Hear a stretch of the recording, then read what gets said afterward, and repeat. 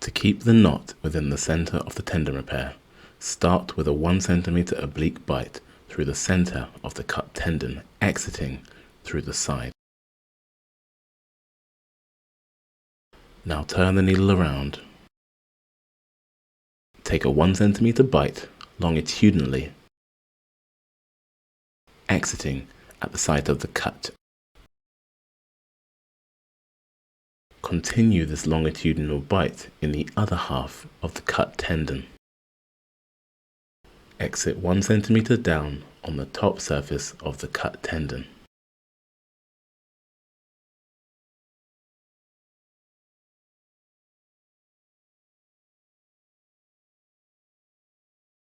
Now turn the needle around. Take an oblique bite starting in the side of the tendon. Exit in the middle of the cut. When you start obliquely on one side, you finish obliquely on the other.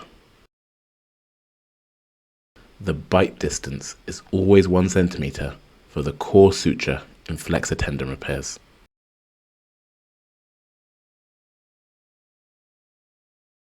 When you start longitudinally on one side, you continue longitudinally on the other, again at a distance of 1 cm.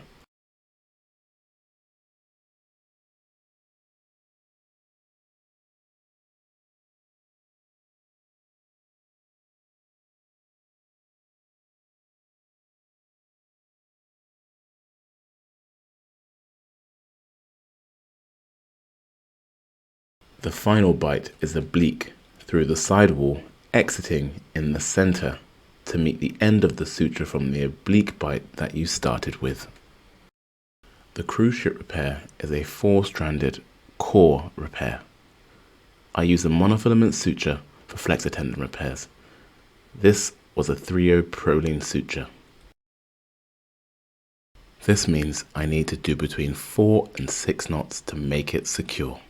Ensure your suture ends alternate and you tie in parallel to the cut, perpendicular to the tendon. And cut. The first bite is the same each time. This is a longitudinal bite, 1 cm distance.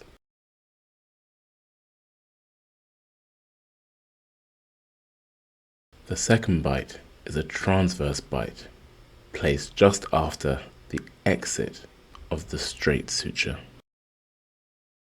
It is always a transverse bite, but either away from you or towards you.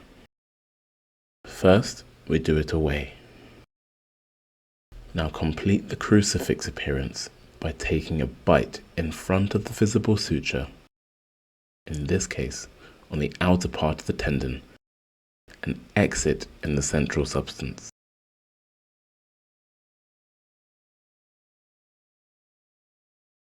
You start again with the 1 cm straight bite in the substance of the tendon.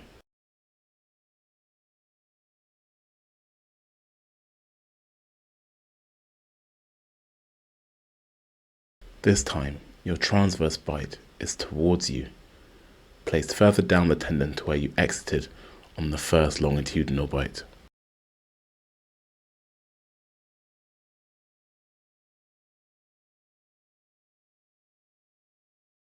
Complete the crucifix appearance, taking a bite in front of the visible suture, in this case on the central part of the tendon, and exit in the center of the cut.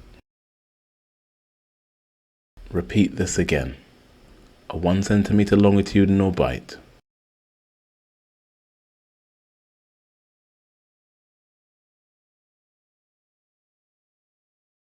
a transverse bite, again towards you.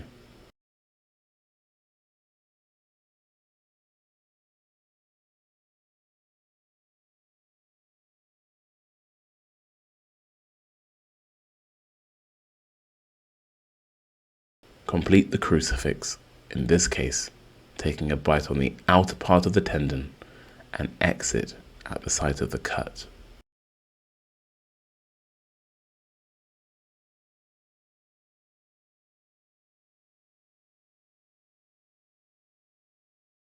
Finally, a 1 centimeter longitudinal bite.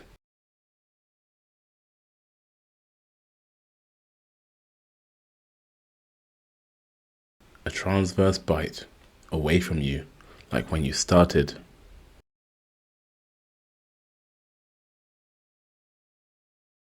Complete the crucifix, in this case, taking a bite on the central part of the tendon,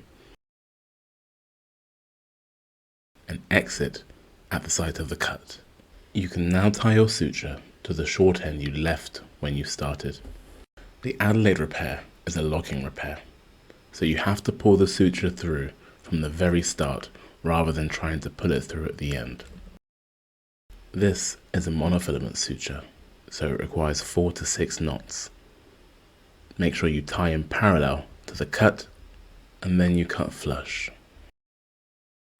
The modified Kessler can be left as a 2-stranded repair or continued and made a 4-stranded repair. You start, as always, with a 1 centimeter straight bite. Turn the needle around. This is followed by a transverse bite all the way across the tendon.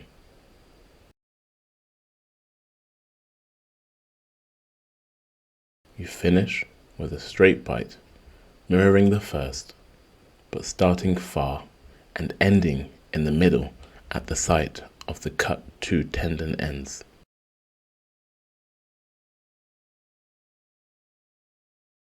Repeat these steps. A straight bite 1 centimeter in length.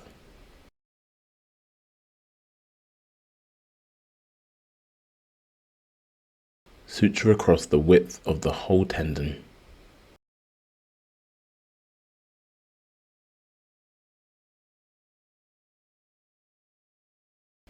A straight bite ending back in the middle of the 2 cut ends.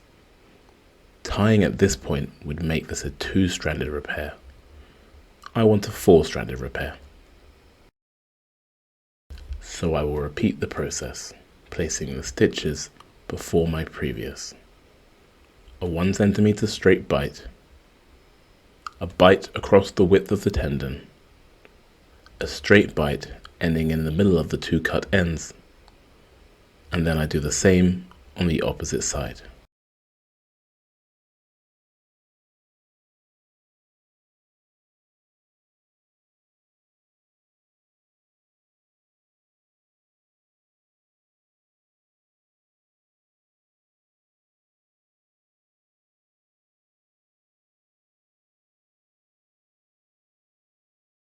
You tie your knots tight enough to make the finger look how it should at rest. This is pointing towards the thenar eminence, but not fully clenched.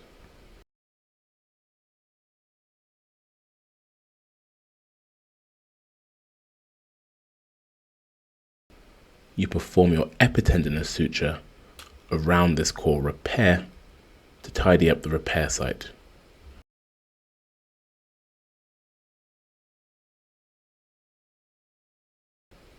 The epitendinous suture adds 20% more strength.